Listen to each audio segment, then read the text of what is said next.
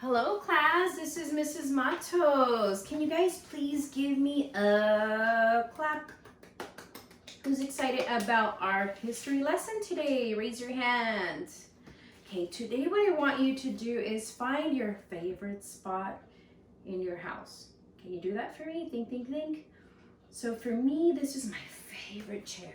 My absolutely favorite place to sit, okay, at home. So if you guys have a beanbag, if you guys have a cozy area in your room, you can just go there with me, okay? And watch this video over there. I want you comfortable, but not too cozy that you fall asleep on me because we still have to be learning, okay? So we're going to be reading out of My America and My World, okay? Open your books to page 55. Today we're going to be traveling. We're going to be traveling to a few areas, and this should be an exciting lesson, so make sure you're following along. The vocabulary words. The first word that we have is Alps. Go ahead and echo me, Alps. Good job. The title is the Grand Teton National Park. We are still in Wyoming. Our next stop is the Grand Teton National Park, just south of Yellowstone. The last lesson we talked about Yellowstone. It too has many beautiful mountains, lakes, and forests. Many wild animals live safely here as they do in Yellowstone. Some people think the Grand Teton Mountains are so beautiful that they call them the Alps of America. Okay?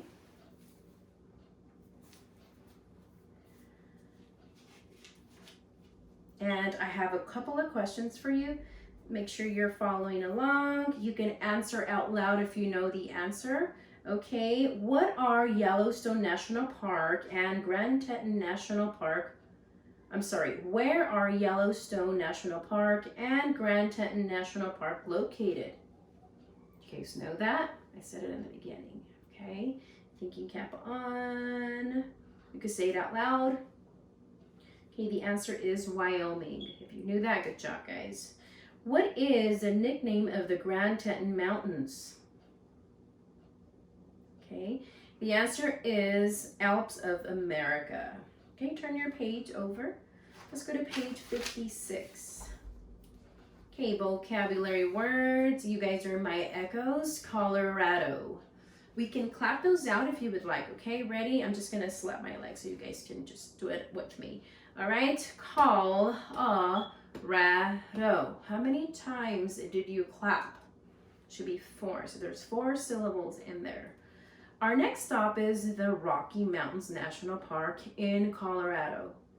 Here we see some of the highest mountains in the United States. We learned that Native Americans once lived here. We could see many animals in the park, including bighorn sheep. Okay.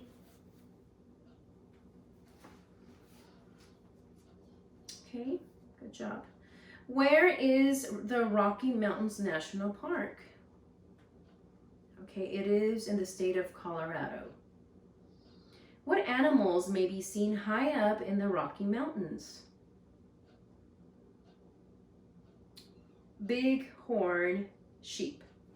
Okay. I have some information, class, that I would like to share with you, so make sure your thinking cap on and your listening ears. Okay. You can put your recorder on too to make sure you're listening. Rocky Mountains extend more than 3,000 miles from Canada to New Mexico.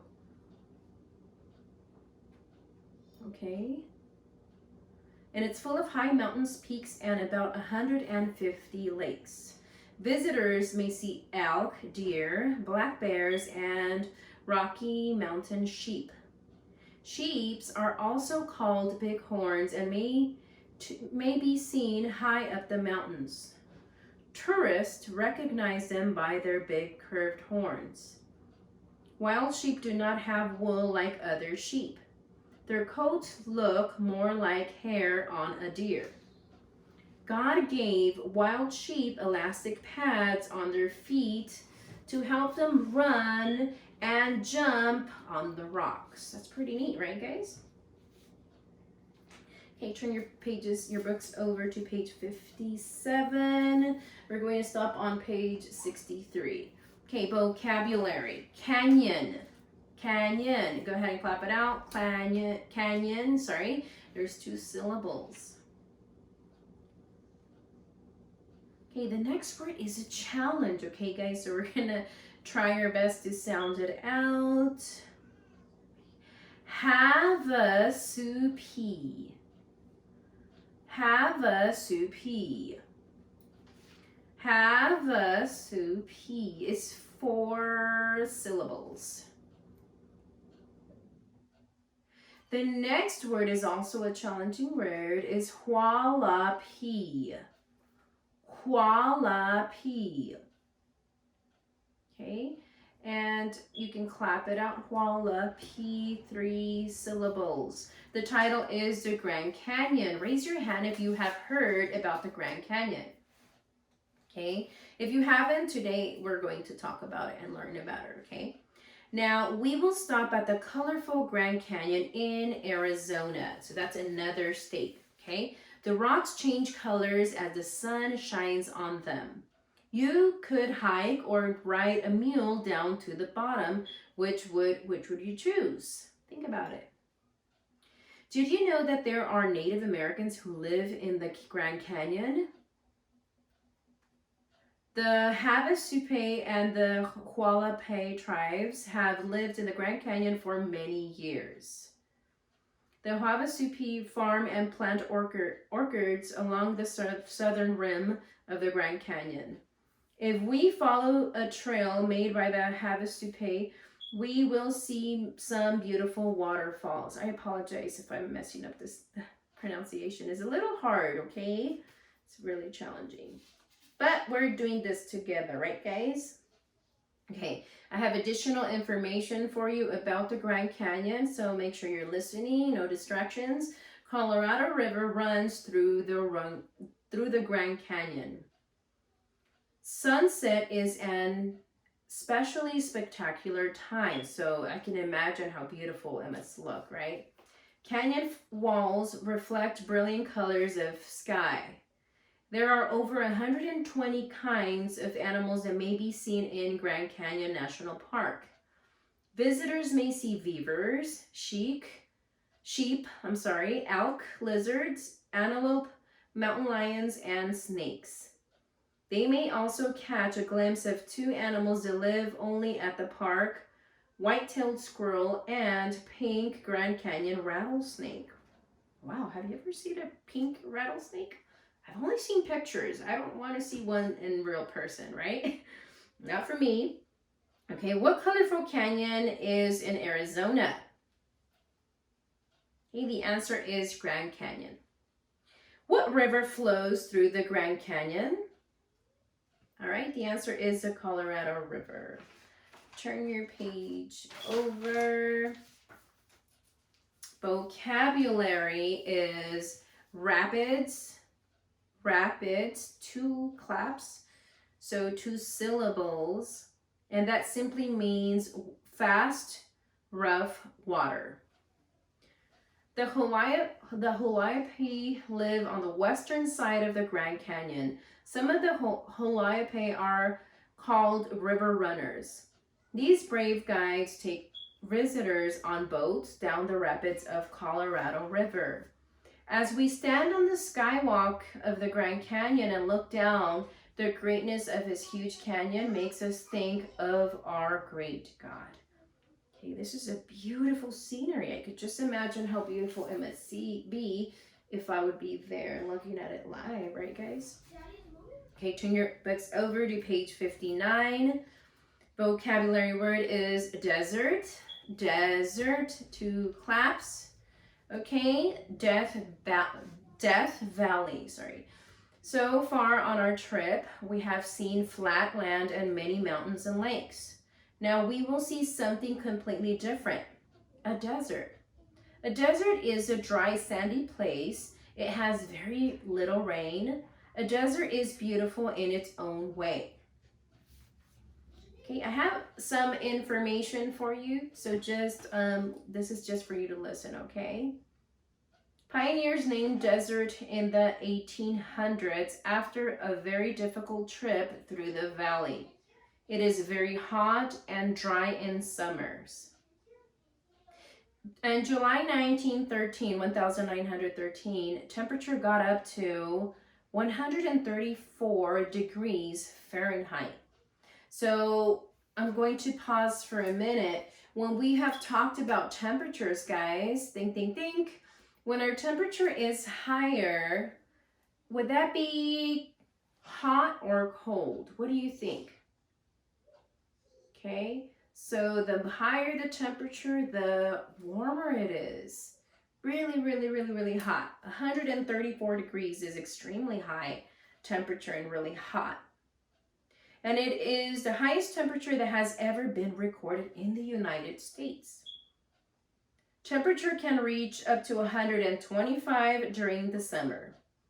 About 100 years ago, gold, silver, copper, and other metals were found in the valley.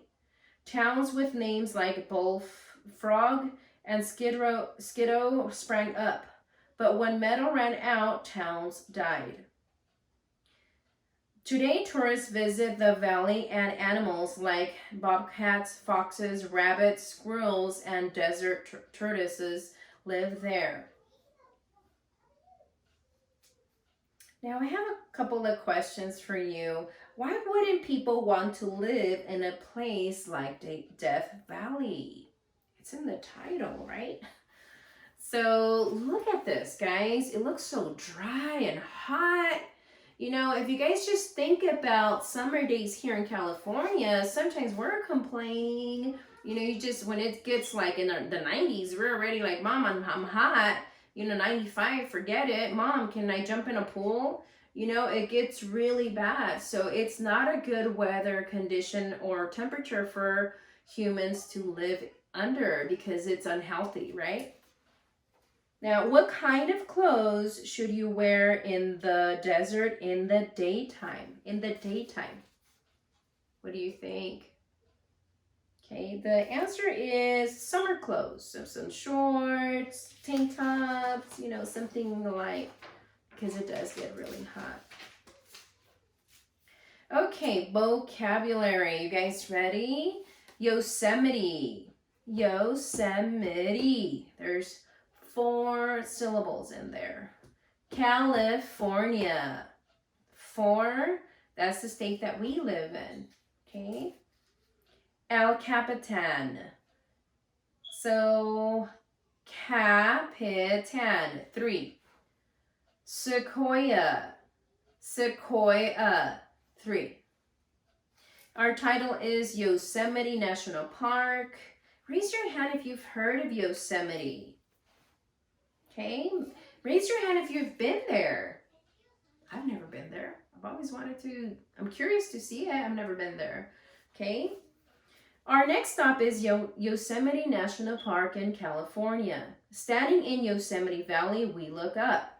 Yosemite Falls is beautiful. It is one of the highest waterfalls in the world. All we can see are mountains all around us. El Capitan in Yosemite Valley is one huge mass of rock. Here's a picture. Hopefully you guys can see, or hopefully you're following along in the book. Okay, what is the name of the beautiful park in Eastern California? Yosemite National Park. What is unusual about Yosemite Falls? It is one of the highest waterfalls in the world. Okay, that's a big deal. Okay, turn your books over to page 61. 61. In Yosemite, we can see huge sequoia trees. Some of these trees have names. One is called the grizzly giant tree. This tree has a branch that is 7 feet wide. Another tree has a tunnel through its trunk that you can walk through. It is called the California tunnel tree. There are many black bears in this park as well as many other kinds of animals. We can go fishing, skiing, hiking, or horseback riding. There is much to see and do. Okay, here's a picture.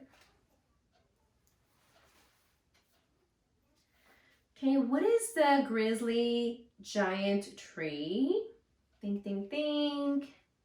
It is a huge sequoia tree at the park. Let's go over to page 62. We're almost finished with our lesson for today and our traveling that we've been doing together as a class. Okay, vocabulary is San Francisco. So Francisco, it's 3 syllables. San Francisco is a large city in California. We don't have any problem finding something to do here. We can cross the Golden Gate Bridge, one of the largest bridges of its kind. What did the city of San Francisco grow? Why did the city of San Francisco grow so quickly? Because gold was discovered near there. What is the name of the famous bridge in San Francisco? The Golden Gate Bridge. I have some information here for you. San Francisco became busy when gold was discovered east of the city in 1848. That's a long time from now. Many people looking for gold came to San Francisco. The bridge is named Golden Gate Bridge because it spans Golden State Strait. Okay, the paint color is International Orange, and it helps the bridge be more visible in the fog. 2 main cables on the top of the bridge are just over 36 inches thick. So remember class, we've talked about measurements, and 36 inches is how many feet? You guys remember that? It's 3 feet, right? And it's 36 inches tall, which we're looking at about right there. Okay? It's pretty cool, right? Okay, turn your books over to page 63. This is where we're stopping today. Okay, page 63. All right. We can ride the cable's cars up the steep hills. Clang, clang, clang. We can go to the fisherman's wharf. Here we can see fishing boats or eat seafood. In Chinatown, there are thousands of Chinese and Japanese Americans.